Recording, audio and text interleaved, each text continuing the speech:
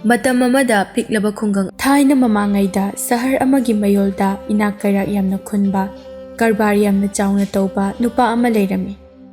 Mahaki machanupa ahum aduga machanupi ahumga leirami. Machanupi ahum adugi mamingdi Phajabi tampha amadi thasana kaurami. Phajabi masak matau manau nupi ani dudagi ka hena phajaba helami. Thamoi chawi tangandaba mi loina bahaiba nupi ama oirami. Adubu manau nupi ani adudi yamna tanba thabak suningdabi nupi oirami. Makoi ani gi haibabu koiba langba arembada paisa manghanba aduga masak matau phajaba nupa ama thiduna mayum pankiba haiba asini. Makoi ani gi lamchatka Phajabi gi lamchatka yamna khenarami. Phajabi di mayumdagi mapan pakna thoklamde imungi thabak inkhang pomba mana tawduna leirami. Ngaihak sangbada lairik adum pani aduga marak maraktaso Makhoigi laikolda changduna lai mayam ama hauribadu yingsilami. Imungi thabak punamak Phajabina tauba adu ubada Phajabigi mapana tampha amadi thasanada nache Phajabigi mateng pangduna thabak sing adu tawmino haiduna toina ngangwa sakpa tawrami. Adubu makhoi anidi manada phawba hablamde. Mapana toina ngang sakpa tawba aduna maram oiraga makhoi anina mache Phajabibu nungsiramde. Mache Phajabina makhoi anidagi ka hena masak phajaba henbagisu makhoi anina machebu kalakpa phawrami. Adubu Phajabinadi manau nupi anigi phatraba wakhalon adu karisu khangjaramde. Asumna leirakpana tha khara haukraba matung Phajabigi mapagi karbar adu marai chaithaba hauраklami. Karbar aduda thadakhiba sel punamak manglami. Paisa paisalaktrabada nongmadi Phajabigi mapana machasingda asumna nungaitana hairami. Ichasa ngasidi ipana khoida wa khara haigi munna taw hojik ipagi karbar ase marai chaitharakli masida thadakhiba paisa pumba loina mangkhre aduna karbar ase makha tana tawraroigi khale ipada leiramba sel makhai su loisilakle maram aduna ne aikhoi yum mase yonthoklamlaga sahar ase thadokduna athapa khungang amada lam macha ama leiduna apikpa yum ama saraga aphangba thabak suduna leirasi. Wahising asitabada Phajabigi manau nupi anidudi ngakna makoina kari thabak suduino aduga athapa khungangda leibasu tali haiduna kappa hauраklami. Phajabigi mabung ahumsu mapagi wahising adu tabada nungaitana tumina umduna leirami. Phajabina manau nupi anibu themjinbiba oina asumna hairaklami. Aikhoina ngamba tawgadabani awaba thabak nakhoi anida suhalwe sen tandrabadi matau karamna kari charaga hingani. Asumna machasingna su yanarabada Phajabigi imung adu makhoigi hanagi mayum adu yonthoklamduna athapa khungang amada lam macha ama leiduna yum saduna leirami. Khungang aduda leiraba matamdashu imungi thabak punamak Phajabina loina tawrami. Mahak nganna yahauduna imungi thabak loina loisilami. Loiraga chaga amuk thonglami. Adudagi mapa mabungsing amadi manau nupi singi amotpa phirol sing adubu turelda puthaduna sudoklami. Phajabigi mabung ahum adudi saharda nungtigi chattuna paisa talami. Asumna makhoina khungang aduda leirakpa chahi ama haujinkhirami. Nongma Phajabigi mapaga nahawai karbar punna tawminarakhiba mamanaba amana Phajabigi mapada chithi ama tharaklami. Chithi aduda makhoi anina nahawai karbar punna tawminakhiba adugumna makha tana amuk tawba haurase maduda changba paisa pumbaso mamanaba aduna puthoklage madugi wari sananaba makhoi ani amuktang unase makhoi ani ne hek punba mafam maduda hayeng la o haiduna irame chithi aduda iriba adu machasingna suloina tarame makhoi yamna haraunarame adudagi Phajabigi mapana machasingda onsinduna mahak hayeng mahaki mamanaba aduna hairakpa mafam aduda chattuna mamanaba adu tengnarurage hairame. Machasing adunashu harauna yarame.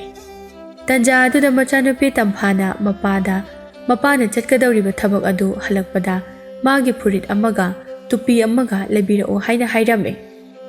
Madu tabada thasananasu amuk magi sukhongup ama lebira o hairame. Adubu Phajabidi mapada karisu leira o hairamde tumina phamduna leirame. Tumina famliba machanupida onsilaga Phajabigi mapana ichagidi kari leirauge nanaw sing asina hariba sing asidi Nangbu pamdabrane? Asumna hanglaklammi.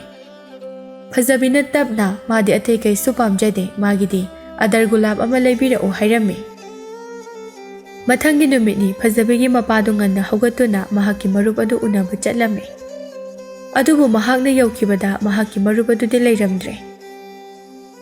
Lakta malik khanduna mafam aduda ngaiduna layrami. Phana kuina ngairaba phawba mahakki marup adudi lakpa nairamde. Matam adu sum haujinkibana nungthil oiraklami. Adu phawba laklamde. Fazabigi mapado chaksu yamna lamlami wasu yamna warami. Adubu mahakki marup adu ngaibadi leplamde. Asumna numidang wairam oisilaklami marup adu lakhidre. Fazabigi mapa adu yamna saunninglami mangonda marup aduna oidaba ngangle khanbada. Mamsilakadaurabada mayumda hanbana phare khanduna sauningna mayumnomda halaklami. Mahakna hankibagi lambida umang ama landuna chatlami. Umang adu landuna chatlingaida khanghaudana nonglay nungshit akanba masilaklami. Nungshit adu kanman kibana fazabigi mapa adu nungshituna chelaga purami.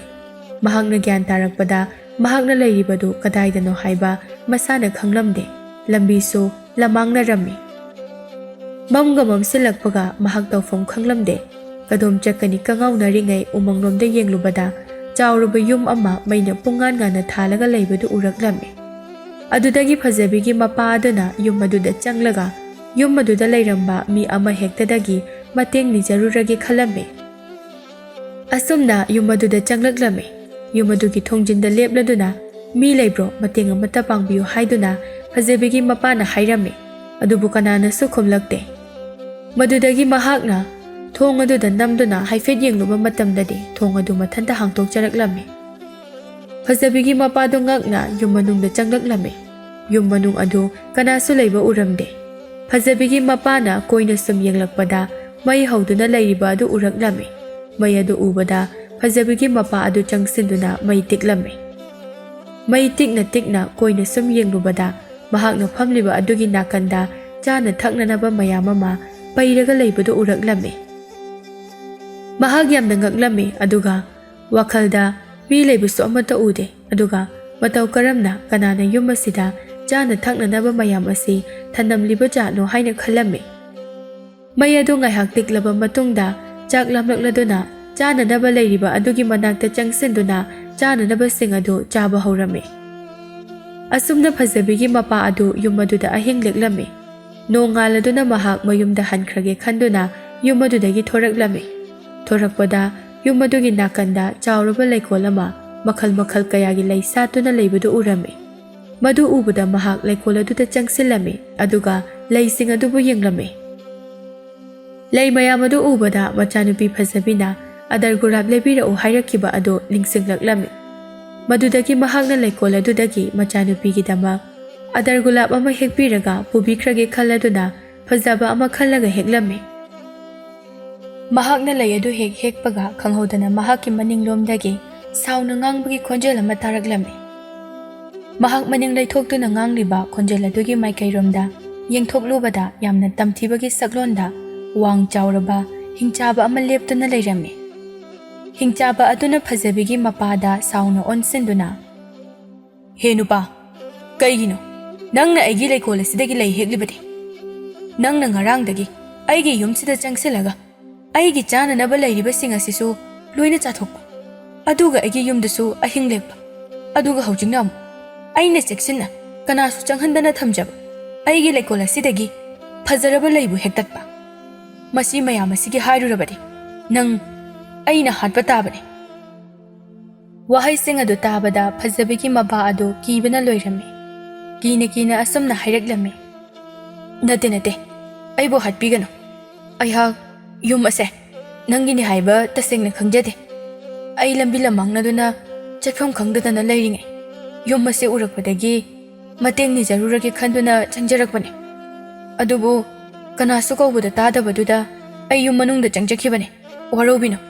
Aduga aina hekjariba lay asina ichanupi amana pami haibagi magi oinanaba hekjabane.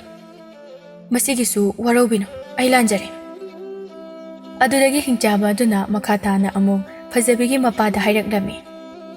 Phare ado Nachanupi oinanaba hekpani hairabani nachanupi do oina hatpa tare.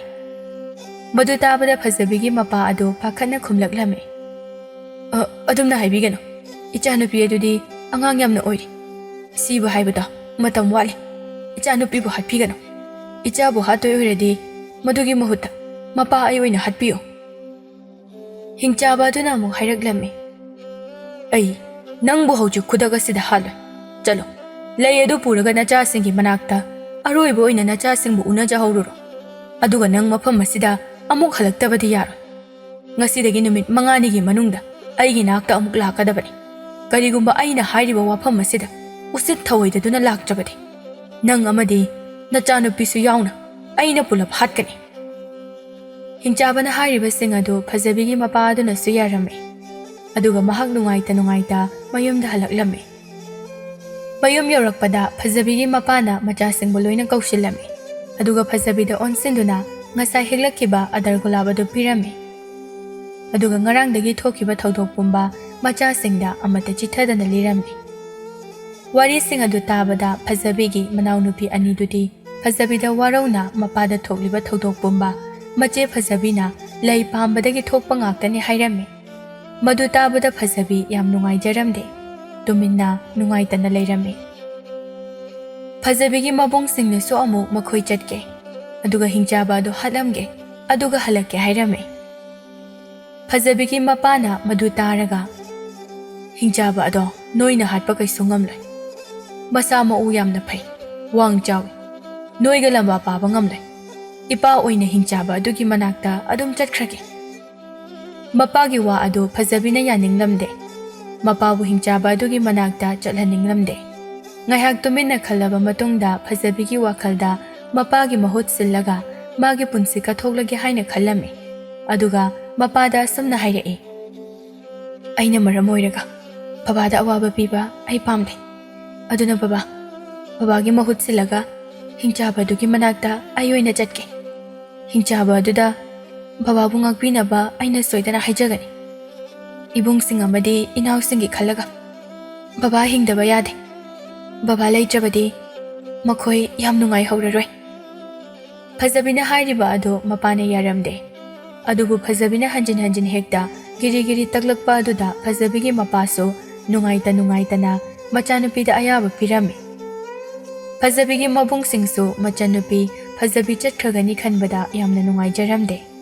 Adubu phazabigi manaunupi ani adudi machebu hanadagi nungsidaduna leibana mache chatkragani khanglabasu nungaitaba kaisu phauramde. Asamna namit nini humni imungi miyoi singa phazabi harau na leiramlaga hingchaba aduna hairakliba matam adu yoraktuna phazabibu mapana hingchaba adugi manakta thinba laklame. Hingchaba adugi yum aduda phazabigi mapaga yausilaklame. Yum adugi thong adu hanagum lolamde. Phazabigi mapana phazabibu makhut sambiduna yum manungda changminarae. Yum adu ahongba amata leiramde. Hanagum chana thaknanaba mayam amasu leirame. Ngayhak leiraga hingchaba adu laklame. Phazabiga mapagana leiriba managaduda changsilaklame. Hingchaba adugi masagadu ubada phazabi asuki matik kizarame. Mapagi marumda lotuna kina hingchaba aduda yengjarame. Hingchaba aduna phazabida haifet yenglamlaga phazabigi imungda hainakiba sanarakiba wari pumba khanglaba amagum phazabigi mapada onsilaga asamna hairei. Hojikti nupa nang hankro. Nachanupi asidi mafam masida thanamo. Aduga nangna khangadaba wafam amana. Mafam masida nahak amuk hana lakpa yaroi. Asumna phazabigi mapado phazabibu mafam aduda thanamlaga ningamdana nungaitana hankirame. Phazabisu mapabu nungaitana yengduna lehawe. Phazabigi mapa adu hek chatkibaga hingchaba adusu yum adudagi thokirame. Hingchaba aduna mangonda karisu toramdabi thokiba aduda phazabi ngakchanana hingchabana thokiba adu yengduna lehawe. Asumna ngaihak leiramlaga phazabi yum adubu koina leiduna yenglaklame. Yum adugi kasing adu changduna yengame. Sum yenglakpada thong amada phazabi ka haina thong aduda tharaga leibadu uraklame. Madu ubada phazabi ngakna ka aduda changlaklame. Ka aduda hek changbaga phazaraba lei makhal mayam ama leitengduna masa nana lairambadu ubada fazabi ngaklami. Mana pamjaba lairik kaya amasu ka aduda mafam chana thamlami. Aduga chauraba mingsel amasu ka aduda lairami. Tauramliba mayamdu ubada fazabi haraujarami. Adubu mathamoida jingnabadi phaurami. Karigidamak Hingchaba asina magidamak asumna semlaga thanamlibano. Hingchaba aduna mabu hatloidawribara haina khallami. Aduga fazabina thongnaw ama paliba aduda changsinduna mapalomda yenglami. Maduda laikol ama makhal makhal kayagi lai satuna lairiba adu uraklami. Mahak prab madudagi thoraktuna laikol aduda changduna laising adubu yenglami. Lai mayam adu ubada mathamoida haraujarami. Asumna numidang oisilaklami. Fazabina chana thaknanaba mayam ama lairiba adugi nakanda famduna lairingai Hingchaba adusu fazabigi manakta laklami. Aduga fazabigi nakanda phamtharaklami. Fazabi masadu khitangdi hainajadaba phaurami. Adubu kaisude hairamde tumina famduna lairami.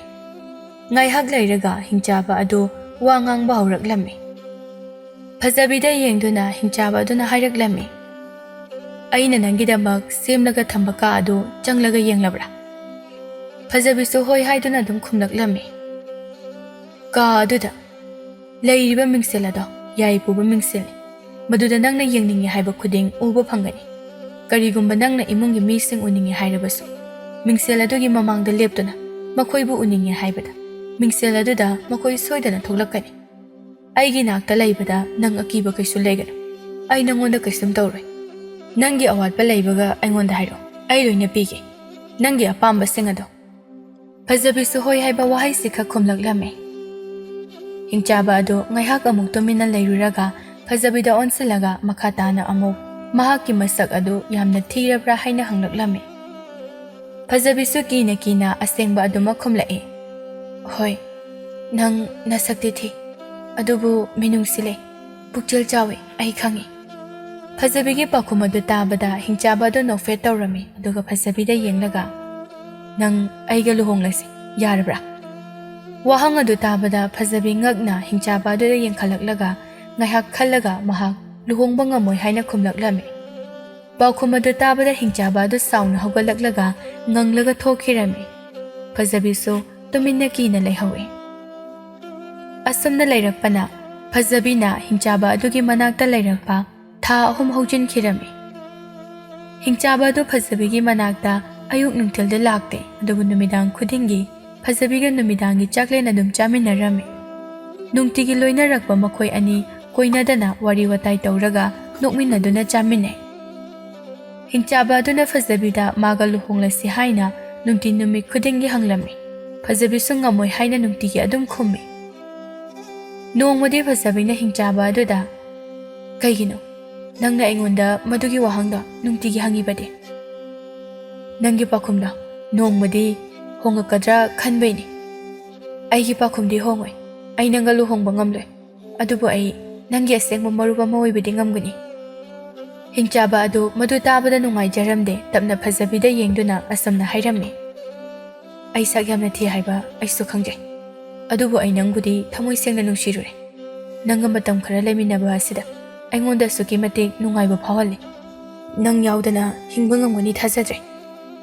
Wahai sing adu tabada fazabi mamai ngangsinna ikaina karisu khumdabi nonthaduna tumin lairami. Aduga wa thaidoklaga asumna hairaklami. Aigi kada lairiba mingsel aduda aigi babado nungaitana mathanda laibadu oi. Babana aibu sikre haina khalli. Inau nupi singsu loina luhongkre. Ai aroi boina imungi mi singa amukta unaruge. Hingchaba aduso harau na yarame.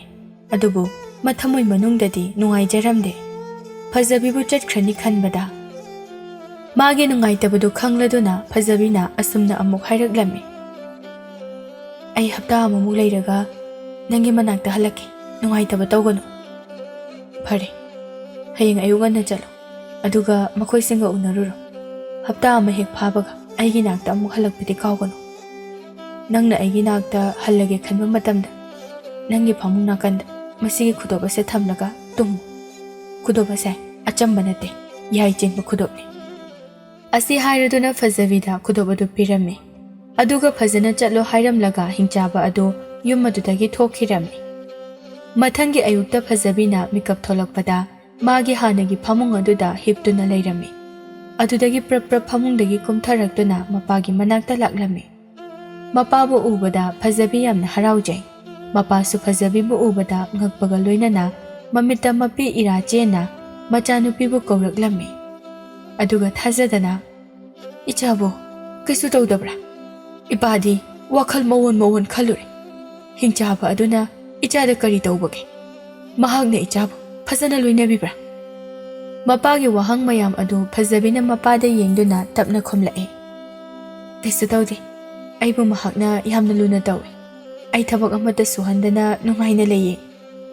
ꯑꯁꯤ ꯍꯥꯏꯔꯝꯗꯨꯅ ꯃꯥꯒꯤ ꯀꯥꯗ ꯑꯃꯨꯛ ꯆꯦꯟꯁꯤꯟꯈꯤꯔꯝꯃꯤ꯫ ꯑꯗꯨꯒ ꯃꯈꯨꯠꯇ ꯈꯥꯎ ꯑꯃ ꯄꯥꯏꯗꯨꯅ ꯅꯣꯛꯃꯤ ꯊꯣꯔꯛꯂꯝꯃꯤ꯫ ꯃꯄꯥꯗ ꯈꯥꯎ ꯑꯗꯨꯗ ꯌꯥꯎꯔꯤꯕ ꯐꯤꯁꯤꯡ ꯑꯗꯨ ꯌꯦꯡꯍꯜꯂꯤ꯫ ꯑꯗꯨꯒ ꯑꯁꯨꯝꯅ ꯍꯥꯏꯔꯛꯏ꯫ "ꯁꯤꯒꯤ ꯐꯤ ꯃꯌꯥꯝꯁꯦ ꯍꯤꯡꯆꯥꯕꯗꯨꯅ ꯑꯩꯉꯣꯟꯗ ꯈꯨꯗꯣꯜ ꯑꯣꯏꯅ ꯄꯤꯕꯤꯔꯤꯅꯦ꯫ ꯃꯍꯥꯛꯅ ꯅꯨꯡꯇꯤꯒꯤ ꯑꯩꯉꯣꯟꯗ ꯈꯨꯗꯣꯜ ꯑꯃꯃꯝ ꯑꯗꯨꯝ ꯄꯤꯕꯤ꯫ ꯃꯥꯅ ꯑꯩꯕꯨ ꯌꯥꯝꯅ ꯂꯨꯅ ꯇꯧꯕꯤꯌꯦ." ꯐꯖꯕꯤ ꯈꯥꯎ ꯑꯗꯨꯗꯒꯤ ꯐꯖꯔꯕ ꯐꯤ ꯑꯅꯤ ꯂꯧꯊꯣꯔꯛꯇꯨꯅ ꯃꯄꯥꯗ ꯎꯠꯂꯒ ꯑꯁꯨꯝꯅ ꯍꯥꯏꯔꯛꯏ꯫ "ꯏꯅꯥꯎ ꯇꯝꯐꯥꯒ ꯊꯥꯁꯅꯥꯒꯗꯣ ꯁꯤꯒꯤ ꯐꯤ ꯑꯅꯤꯁꯦ ꯑꯃꯃꯝ ꯄꯤꯕꯤꯗꯣꯏꯅꯦ." ꯋꯥꯍꯩ ꯑꯗꯨ ꯍꯦꯛ ꯍꯥꯏꯕ ꯂꯣꯏꯕꯒ ꯈꯥꯎ ꯑꯃꯗꯤ ꯐꯖꯕꯤꯒꯤ ꯃꯈꯨꯠꯇ ꯄꯥꯏꯔꯤꯕ ꯐꯤ ꯑꯅꯤꯗꯨꯒ ꯄꯨꯂꯞ ꯃꯥꯡꯈꯤꯔꯝꯃꯤ꯫ ꯃꯗꯨ ꯎꯕꯗ ꯐꯖꯕꯤꯒ ꯃꯄꯥꯒꯗꯨ ꯌꯥꯝꯅ ꯉꯛꯂꯝꯃꯤ꯫ ꯑꯗꯨꯗꯒꯤ ꯐꯖꯕꯤ ꯃꯄꯥꯒꯤ ꯋꯥꯈꯜꯗ ꯒ꯭ꯌꯥꯟ ꯑꯃ ꯂꯥꯛꯂꯝꯃꯤ꯫ ꯑꯗꯨꯒ ꯃꯆꯥꯅꯨꯄꯤꯗ ꯑꯣꯟꯁꯤꯟꯗꯨꯅ "ꯅꯪꯅ ꯇꯧꯕ ꯊꯕꯛ ꯈꯨꯗꯤꯡ ꯍꯤꯡꯆꯥꯕ ꯑꯗꯨꯅ ꯂꯣꯏꯅ ꯈꯪꯉꯦ ꯇꯥꯛꯄꯅꯤ. ꯃꯁꯤꯅ ꯇꯥꯛꯄꯗꯤ ꯐꯤꯁꯤꯡꯗꯣ ꯅꯅꯥꯎꯁꯤꯡ ꯑꯗꯨꯗ ꯄꯤꯔꯨꯔꯅꯨ, ꯏꯆꯥꯒꯤ ꯑꯣꯏꯅ ꯑꯣꯏꯖꯔꯣ." ꯃꯄꯥꯅ ꯋꯥꯍꯩꯁꯤꯡ ꯑꯗꯨ ꯍꯦꯛ ꯍꯥꯏꯕ ꯂꯣꯏꯕꯒ ꯃꯥꯡꯈ꯭ꯔꯕ ꯈꯥꯎ ꯑꯗꯨꯒ ꯐꯤꯁꯤꯡ ꯑꯗꯨꯒ ꯄꯨꯂꯞ ꯑꯃꯨꯛ ꯊꯣꯔꯛꯂꯝꯃꯤ꯫ ꯐꯖꯕꯤ ꯇꯨꯃꯤꯟꯅ ꯀꯔꯤꯁꯨ ꯈꯨꯝꯗꯕꯤ ꯂꯩꯔꯝꯃꯤ꯫ ꯐꯖꯕꯤꯒꯤ ꯃꯅꯥꯎꯅꯨꯄꯤ ꯇꯝꯐꯥ ꯑꯃꯗꯤ ꯊꯥꯁꯅꯥꯁꯨ ꯃꯆꯦꯕꯨ ꯎꯅꯕ ꯂꯥꯛꯂꯝꯃꯤ꯫ ꯃꯈꯣꯏ ꯑꯅꯤꯗꯤ ꯃꯆꯦꯕꯨ ꯁꯤꯔꯝꯂꯅꯤ ꯍꯥꯏꯅ ꯈꯜꯂꯨꯔꯕꯅꯤ꯫ ꯑꯗꯨꯕꯨ ꯑꯃꯨꯛ ꯂꯥꯛꯑꯦ ꯍꯥꯏꯕꯗꯨ ꯇꯥꯕꯗ ꯍꯥꯏꯐꯦꯠ ꯉꯛꯄ ꯐꯥꯎꯔꯝꯃꯤ꯫ ꯑꯁꯨꯝꯅ ꯃꯆꯦ ꯐꯖꯕꯤꯒ ꯊꯦꯡꯅꯔꯗꯨꯅ ꯃꯈꯣꯏ ꯑꯍꯨꯝꯗꯨ ꯑꯋꯥ ꯅꯨꯡꯉꯥꯏ ꯋꯥꯔꯤ ꯋꯥꯇꯥꯏ ꯇꯧꯔꯝꯃꯤ꯫ ꯐꯖꯕꯤꯒꯤ ꯃꯅꯥꯎꯅꯨꯄꯤ ꯇꯝꯐꯥꯅ ꯃꯆꯦꯗ ꯃꯥꯒꯤ ꯅꯨꯄꯥꯗ ꯃꯥꯅ ꯄꯦꯟꯗꯕꯁꯤꯡ ꯑꯗꯨ ꯇꯝꯂꯛꯂꯝꯃꯤ꯫ "ꯑꯩꯒꯤ ꯅꯨꯄꯥꯗꯣ ꯃꯁꯛꯄꯨꯗꯤ ꯌꯥꯝ ꯐꯖꯩ ꯍꯥꯏꯕꯕꯨ ꯑꯩꯕꯨ ꯂꯨꯅ ꯇꯧꯕꯤꯗꯦ. ꯃꯥꯒꯤ ꯊꯣꯛꯄ ꯑꯃ ꯇꯧꯗꯨꯅ ꯂꯩ. ꯑꯩꯉꯣꯟꯗ ꯅꯥꯆꯪꯅ ꯑꯣꯟꯁꯤꯜꯂꯛꯇꯦ. ꯑꯗꯨꯅꯅꯦ ꯑꯩ ꯌꯥꯝꯅ ꯄꯦꯟꯗ꯭ꯔꯦ." ꯃꯗꯨꯗꯒꯤ ꯊꯥꯁꯅꯥꯅ ꯑꯃꯨꯛ ꯍꯥꯏꯔꯛꯏ꯫ "ꯅꯪꯒꯤ ꯅꯨꯄꯥꯗꯨꯕꯨ ꯑꯗꯨꯃꯥꯏꯅ ꯇꯧꯕ꯭ꯔꯣ? ꯑꯩꯒꯤ ꯅꯨꯄꯥꯁꯨꯅꯦ ꯑꯩ ꯌꯥꯝꯅ ꯁꯥꯎꯅꯤꯡꯉꯤ. ꯑꯩꯒꯤ ꯑꯄꯥꯝꯕ ꯑꯃꯠꯇ ꯐꯪꯍꯟꯗꯦ. ꯏꯃꯥꯟꯅꯕꯤ ꯀꯅꯥꯒꯁꯨ ꯄꯨꯟꯒꯦ, ꯆꯥꯛ ꯆꯥꯅꯔꯨꯒꯦ ꯍꯥꯏꯕ ꯁꯨꯛꯌꯥ ꯌꯥꯗꯦ. ꯑꯩꯕꯨ ꯌꯨꯝ ꯑꯗꯨꯗꯒꯤ ꯃꯄꯥꯟ ꯊꯣꯛꯍꯟꯗꯅ ꯊꯝꯃꯤ. ꯊꯋꯥꯏ ꯌꯥꯝ ꯅꯨꯡꯉꯥꯏꯇꯦꯗ ꯑꯩꯁꯨ." ꯃꯅꯥꯎꯅꯨꯄꯤ ꯑꯅꯤꯒꯤ ꯄꯦꯟꯗꯕꯁꯤꯡ ꯑꯗꯨ ꯇꯥꯕꯗ ꯐꯖꯕꯤ ꯅꯨꯡꯉꯥꯏꯖꯔꯝꯗꯦ꯫ ꯃꯈꯣꯏ ꯑꯅꯤꯅ ꯅꯨꯡꯉꯥꯏꯅ ꯂꯩꯈꯤꯕ ꯑꯗꯨ ꯃꯥꯅ ꯄꯥꯝꯖꯕꯅꯤ꯫ ꯑꯁꯨꯝꯅ ꯃꯈꯣꯏ ꯑꯅꯤꯒꯤ ꯄꯦꯟꯗꯕ ꯂꯩꯕꯁꯤꯡ ꯑꯗꯨ ꯃꯆꯦ ꯐꯖꯕꯤꯗ ꯋꯥꯀꯠꯂꯝꯃꯤ꯫ ꯐꯖꯕꯤꯁꯨ ꯇꯨꯃꯤꯟꯅ ꯑꯗꯨꯝ ꯇꯥꯔꯝꯃꯤ꯫ ꯑꯗꯨꯗꯒꯤ ꯃꯅꯥꯎꯅꯨꯄꯤ ꯇꯝꯐꯥꯅ ꯃꯆꯦ ꯐꯖꯕꯤꯗ ꯑꯣꯟꯁꯤꯜꯂꯛꯂꯒ "ꯍꯤꯡꯆꯥꯕ ꯑꯗꯨꯒꯤ ꯃꯔꯝꯗ ꯍꯥꯏꯌꯨ. ꯅꯈꯣꯏ ꯑꯅꯤ ꯃꯇꯧ ꯀꯔꯝꯅ ꯂꯩꯃꯤꯟꯅꯩ?" ꯍꯪꯂꯛꯂꯝꯃꯤ꯫ ꯐꯖꯕꯤꯅ ꯀꯩꯁꯨ ꯈꯟꯗꯅ ꯍꯤꯡꯆꯥꯕ ꯑꯗꯨꯒ ꯃꯈꯣꯏ ꯑꯅꯤꯒ ꯂꯩꯃꯤꯟꯅꯕ ꯃꯑꯣꯡ ꯃꯇꯧ ꯑꯗꯨ ꯂꯣꯏꯅ ꯂꯤꯔꯝꯃꯤ꯫ ꯐꯖꯕꯤꯅ "ꯑꯩꯈꯣই ꯑꯅꯤ ꯍꯥꯟꯅꯗꯤꯅꯦ ꯌꯥꯝ ꯀꯣꯏꯅꯔꯝꯃꯦ. ꯑꯗꯨꯕꯨ ꯍꯧꯖꯤꯛꯇꯤ ꯀꯔꯤꯁꯨ ꯀꯣꯏꯅꯗ꯭ꯔꯦ. ꯅꯨꯃꯤꯗꯥꯡ ꯈꯨꯗꯤꯡ ꯏꯕꯥꯅꯤ ꯆꯥꯛ ꯆꯥꯃꯤꯟꯅꯕ. ꯃꯗꯨꯗ ꯃꯥꯅꯁꯨꯅꯦ ꯅꯣꯛꯅꯤꯡꯕ ꯅꯨꯡꯉꯥꯏꯕ ꯋꯥꯔꯤ ꯀꯌꯥ ꯑꯃ ꯑꯩꯉꯣꯟꯗ ꯂꯤꯔꯛꯏ. ꯏꯕꯥꯅꯤ ꯑꯗꯨꯝ ꯅꯣꯛꯃꯤꯟꯅꯩ.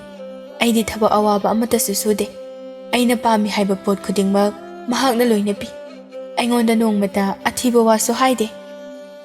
ꯐꯖꯕꯤꯒꯤ ꯋꯥꯔꯤꯁꯤꯡ ꯑꯗꯨ ꯇꯥꯕꯗ ꯃꯅꯥꯎꯅꯨꯄꯤ ꯑꯅꯤ ꯑꯗꯨꯗꯤ ꯀꯂꯛꯄꯅ ꯂꯣꯏꯔꯝꯃꯤ꯫ ꯉꯥꯏꯍꯥꯛ ꯃꯆꯦ ꯐꯖꯕꯤꯒ ꯋꯥꯔꯤ ꯇꯧꯔꯝꯂꯒ ꯃꯈꯣꯏ ꯑꯅꯤ ꯃꯈꯣꯏꯒꯤ ꯂꯩꯀꯣꯜ ꯑꯃ ꯂꯩꯔꯤꯕ ꯑꯗꯨꯗ ꯂꯥꯛꯇꯨꯅ ꯋꯥꯔꯤ ꯁꯥꯟꯅꯔꯝꯃꯤ꯫ ꯇꯝꯐꯥꯅ "ꯏꯆꯦ ꯐꯖꯕꯤꯁꯦ ꯍꯤꯡꯆꯥꯕ ꯑꯗꯨꯅ ꯅꯨꯡꯉꯥꯏꯅ ꯊꯝꯕꯤꯕ ꯃꯥꯜꯂꯦ. ꯃꯥꯅ ꯁꯦꯠꯂꯤꯕ ꯐꯤꯖꯣꯜꯁꯤꯡ ꯑꯁꯦ ꯑꯇꯥꯡꯕ ꯂꯣꯏꯅ ꯃꯥꯜꯂꯦ. ꯃꯥꯗꯤ ꯃꯔꯥꯏꯕꯛ ꯌꯥꯝꯅ ꯐꯩ. ꯑꯗꯨꯒ ꯏꯕꯥꯅꯤꯒꯤ ꯂꯥꯏꯕꯛꯁꯤꯅ ꯀꯩꯒꯤꯅꯣ ꯑꯁꯨꯛ ꯌꯥꯝ ꯊꯤꯔꯤꯁꯤꯕꯣ?" ꯑꯁꯤ ꯍꯥꯏꯔꯒ ꯃꯈꯣꯏ ꯑꯅꯤ ꯌꯥꯝꯅ ꯁꯥꯎꯔꯝꯃꯤ꯫ ꯃꯆꯦ ꯐꯖꯕꯤꯒꯤ ꯅꯨꯡꯉꯥꯏꯕꯕꯨ ꯀꯜꯂꯛꯄ ꯍꯦꯟꯃꯟꯈꯤꯕꯅ ꯃꯈꯣꯏ ꯑꯅꯤꯅ ꯃꯆꯦꯒꯤ ꯅꯨꯡꯉꯥꯏꯕ ꯑꯗꯨ ꯃꯥꯡꯍꯟꯅꯕ ꯍꯥꯏꯗꯨꯅ ꯁꯥꯔꯧ ꯁꯤꯟꯅꯔꯝꯃꯤ꯫ ꯃꯈꯣꯏ ꯑꯅꯤꯒꯤ ꯋꯥꯈꯜꯗ ꯃꯆꯦ ꯐꯖꯕꯤꯅ ꯍꯤꯡꯆꯥꯕ ꯑꯗꯨꯒꯤ ꯃꯅꯥꯛꯇ ꯍꯟꯗꯕ ꯇꯥꯔꯕꯗꯤ ꯍꯤꯡꯆꯥꯕ ꯑꯗꯨ ꯁꯣꯏꯗꯅ ꯃꯆꯦꯗ ꯁꯥꯎꯒꯅꯤ. ꯃꯥꯅ ꯁꯥꯎꯔꯕꯗꯤ ꯃꯆꯦꯗꯨ ꯁꯣꯏꯗꯅ ꯍꯥꯠꯈ꯭ꯔꯅꯤ. Maram aduna machebu chatkidanaba mabanina mache fazabibu ka henna nungsiba utlase hainarami. Asumna numit adudagi hauraga makhoi anina mache fazabibu ka henna nungsibagi mawong utdaga loinarami. Fazabinadi makhoi anina sinariba sarau adu khangdabanina manaw nupi anina mabu tasengna nungsizaribani khanjaki. Machin manaw makhoi harau harau noktuna nungaina laiminarami. Matamdi sum haukibana fazabi Hingchaba adugi manakta hanbagi matam yauraklammi. Fazabina manaw nupisingda mahak Hingchaba adugi manakta hankrage hairami. Madu tabada fazabigi manaw nupi anidu kapsinaba haurai. Aduga asumna hairaklammi. Yaragadi hapta amataga sangthana laikhu. Sidagidi karamba matamda amuk aikhoi ichil inawse punna laminaba phangani khangba nate. Asumna mache fazabigi pukning onanaba nungsiba saduna kari kari mayam ama haizilami. Manaw anina kanna takmanbadagi manaw anigi matawdu ubada fazabisu nungaitraduna hapta amaga sangthaduna lairage haina khalami. Asumna fazabi mayumda makhatana laitharami.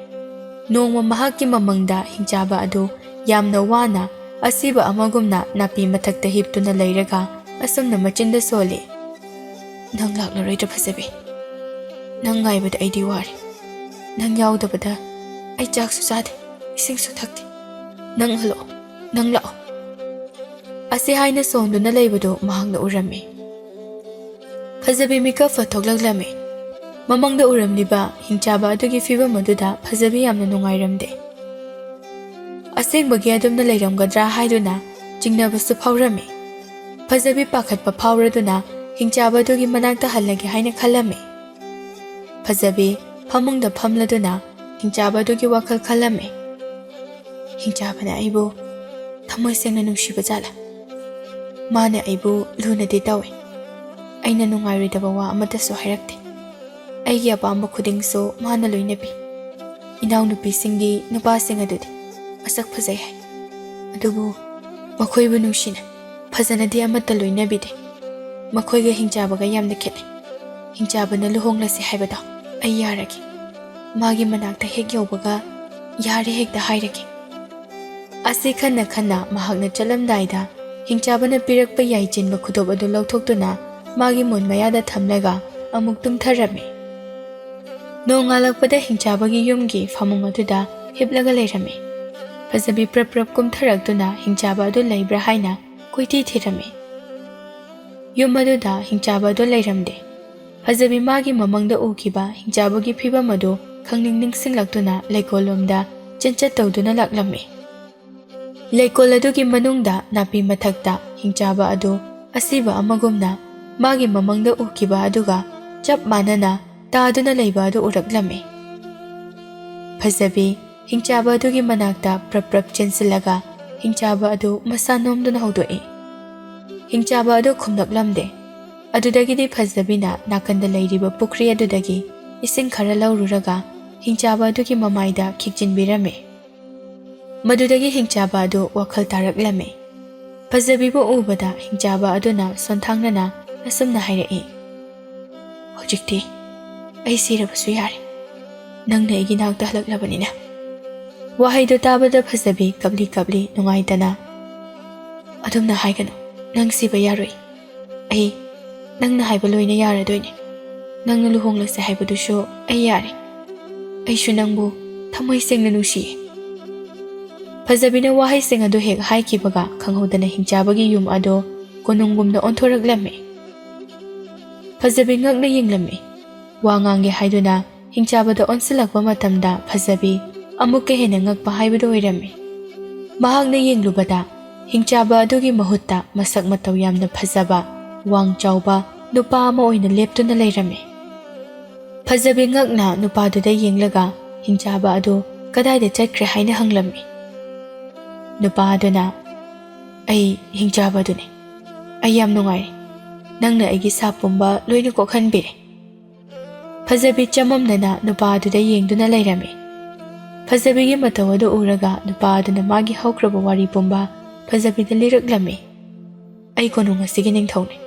Nongma Hingchabi amana ingonda sap torambadagi ꯑꯩꯍꯥꯛ ꯍꯤꯡꯆꯥꯕ ꯑꯃꯒꯨꯝꯅ ꯂꯩꯈꯤꯕꯅꯤ꯫ ꯁꯥꯕꯗꯣ ꯑꯇꯩ ꯀꯅꯥꯅꯁꯨ ꯀꯣꯛꯍꯟꯕ ꯉꯝꯂꯣꯏ꯫ ꯁꯨꯞꯅꯗꯒꯤ ꯑꯩꯕꯨ ꯊꯃꯣꯏ ꯁꯦꯡꯅ ꯅꯨꯡꯁꯤꯕ ꯃꯤ ꯈꯛꯇꯅ ꯀꯣꯛꯍꯟꯕ ꯉꯝꯒꯅꯤ ꯍꯥꯏꯅ ꯍꯤꯡꯆꯥꯕꯗꯨꯅ ꯍꯥꯏꯔꯝꯃꯤ꯫ ꯑꯗꯨꯗꯒꯤ ꯉꯁꯤ ꯐꯥꯎꯕ ꯑꯩꯕꯨ ꯊꯃꯣꯏ ꯁꯦꯡꯅ ꯅꯨꯡꯁꯤꯕꯤꯕ ꯃꯤꯁꯛ ꯑꯃ ꯊꯤꯔꯛꯄꯅꯤ꯫ ꯉꯁꯤꯗꯤ ꯅꯪ ꯐꯪꯖꯔꯦ꯫ ꯑꯩꯕꯨ ꯊꯃꯣꯏ ꯁꯦꯡꯅ ꯅꯨꯡꯁꯤꯕꯤꯕ ꯑꯩ ꯍꯥꯏꯅꯤꯡꯉꯥꯏ ꯂꯩꯇꯅ ꯅꯨꯡꯉꯥꯏꯔꯤ꯫ ꯑꯁꯤ ꯍꯥꯏꯗꯨꯅ ꯐꯖꯕꯤꯒꯤ ꯃꯈꯨꯠꯇ ꯇꯞꯅ ꯄꯥꯏꯔꯛꯏ꯫ ꯐꯖꯕꯤꯁꯨ ꯀꯔꯤꯝꯇ ꯍꯥꯏꯔꯝꯗꯦ꯫ ꯑꯩꯁꯨ ꯅꯪꯕꯨ ꯊꯃꯣꯏ ꯁꯦꯡꯅ ꯅꯨꯡꯁꯤ꯫ ꯏꯕꯥꯅꯤ ꯂꯨꯍꯣꯡꯂꯁꯤ, ꯌꯥꯔꯕ꯭ꯔꯥ?